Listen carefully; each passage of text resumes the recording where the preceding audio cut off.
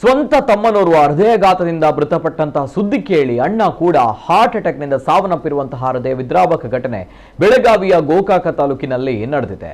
10ನೇ ತರಗತಿ ವಿದ್ಯಾರ್ಥಿ ಸತೀಶ್ ಬಾಗನ್ನವರ ಮೃತ ಬಾಲಕ. ಈತನಿಗೆ ಹೃದಯಘಾತವಾಗಿ ಆಸ್ಪತ್ರೆಗೆ ಕೊಂಡೊಯ್ಯುವ ಸಂದರ್ಭ ಸಾವನ್ನಪ್ಪಿದ್ದಾನೆ.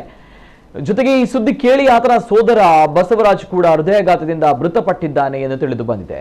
ಇತ್ತ ಕಡೆ ತನ್ನ ಪತಿ ಹಾಗೂ ಮೈದುನನ ಸಾವಿನ ಸುದ್ದಿ ಕೇಳಿ ಬಸವರಾಜ್ ಅವರ ಪತ್ನಿ ತುಂಬು ಗರ್ಭಿಣಿಯಾಗಿದ್ದ ಪವಿತ್ರ ಕೂಡ ಕುಸಿದು ಬಿದ್ದು ಆಸ್ಪತ್ರೆಗೆ ದಾಖಲಾಗಿದ್ದಾರೆ. ಇಬ್ಬರು ಗಂಡು ಮಕ್ಕಳನ್ನ ಕಳೆದುಕೊಂಡ ಹೆತ್ತವರು ಆಘಾತಕ್ಕೀಡಾಗಿದ್ದು ಮನೆಯಲ್ಲಿ ಆಕ್ರಂದನ ಮುಗಿಲು ಮುಟ್ಟಿದೆ.